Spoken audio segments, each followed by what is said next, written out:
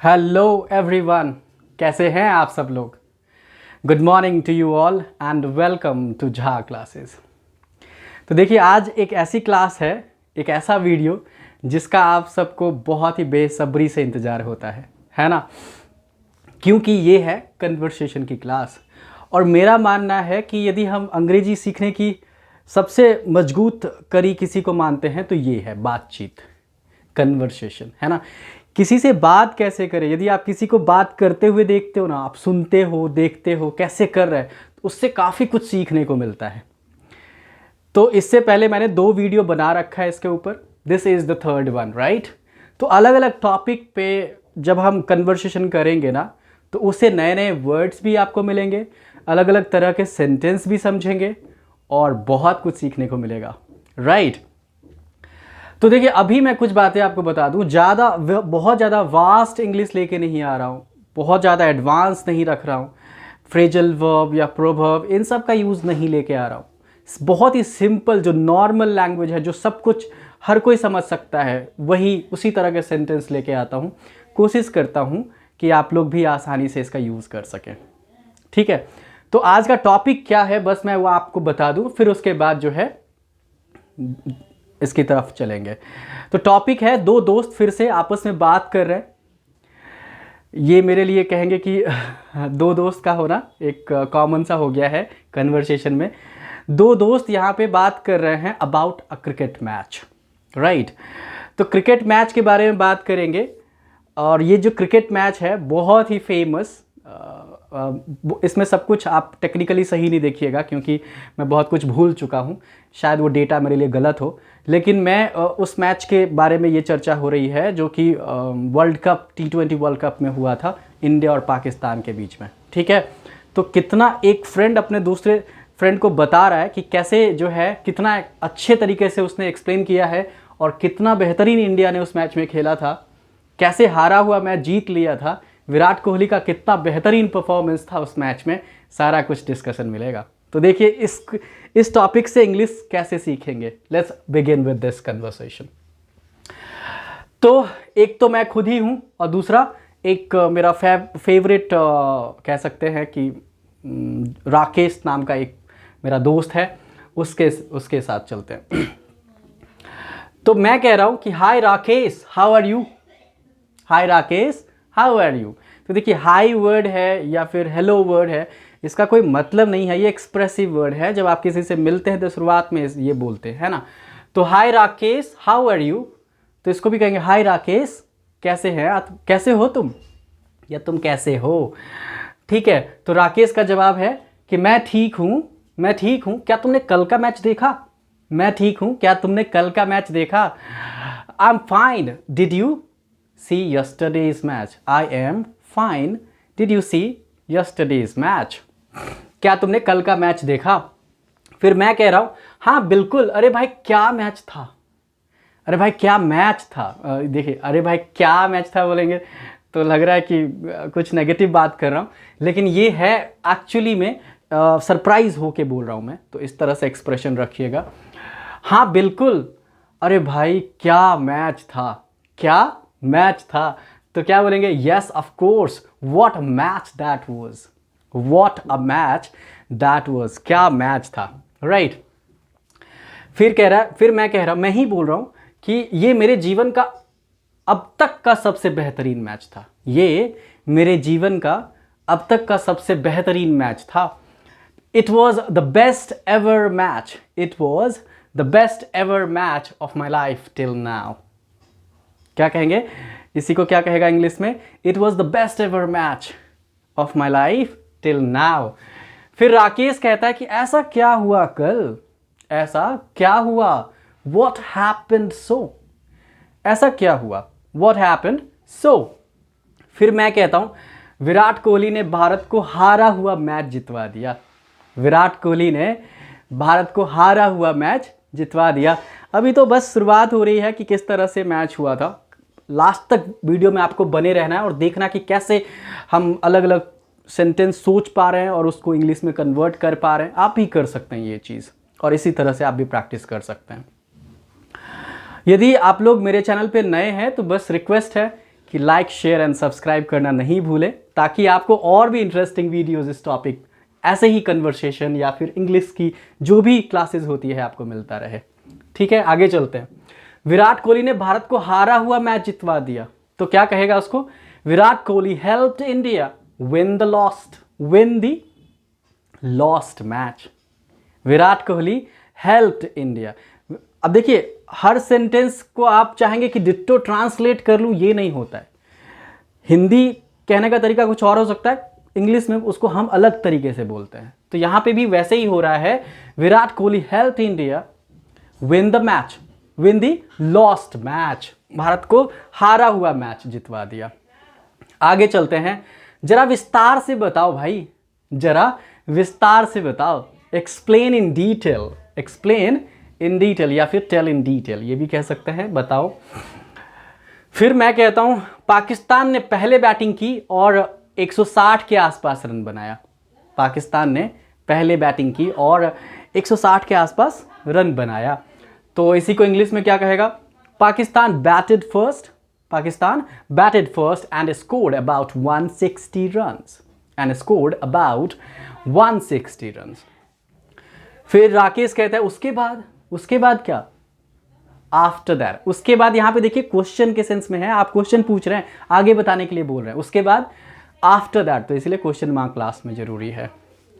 फिर मैं कहता हूं भारत उसके जवाब में 100 रन के अंदर लगभग 5 विकेट खो दिया। अब मुझे एग्जैक्ट पता नहीं है, मैंने लिख दिया है, तो इसको ऐसे ही इंग्लिश सीखने के लिए आप लोग सोचिएगा। भारत उसके जवाब में 100 रन के अंदर लगभग 5 विकेट खो दिया, है ना। India in reply lost 5 wickets under 100 runs. India in reply lost 5 wickets in under 100 runs. ठीक है, फिर मैं ही बोल रहा हूं लेकिन विराट कोहली अभी भी डटा हुआ था। तो क्या कहेंगे? But Virat Kohli was there right now as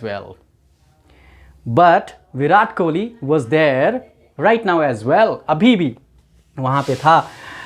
Rakesh कहता है कि आगे बताओ भाई, उत्सुकता बढ़ रही है। Tell me further dear, I am getting very curious. समझ देख रहे हैं आप? इंटरेस्टिंग लग रहा है कहानी, स्टोरी टेलिंग आप इंग्लिश में कैसे हिंदी से इंग्लिश कर सकते हैं, बिल्कुल रिलेट करेगा। फिर मैं कहता हूं अंतिम 8 गेंदों में 22 रन बनाने थे। अंतिम 8 गेंदों में 22 रन बनाने थे और बॉलिंग कर रहा था खतरनाक हैरिस रॉफ। नाम तो सुना ही होगा आप लोगों ने, जिनको क्रिकेट में इंटरेस्ट है। It was 22 runs left in last 8 balls. It was 22 runs left in last 8 balls and it was dangerous Harris Roff. Who was bowling. समझ पा रहे हैं? राकेश कहते हैं हाँ यार उसके बारे में तो काफ़ी सुना है। Yes dear, have heard a lot about him.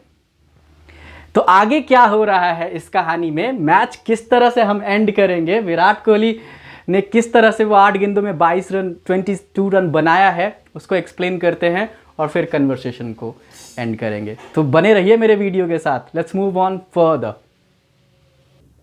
Okay, तो चलिए देखिए आगे क्या हुआ, आगे की कहानी समझते हैं। तो मैं कहता हूं कि विराट कोहली ने, मुझे लगता है, अब तक का बेहतरीन शॉट लगाया उस गेंद पर। मुझे लगता है विराट कोहली ने अब तक का बेहतरीन शॉट लगाया उस गेंद पर। तो इसी को क्या कहेगा वो इंग्लिश में? I think Virat Kohli hit one of his best shot on that ball. I think Virat Kohli hit one of his best shot on that ball. समझ पा रहे हैं आप?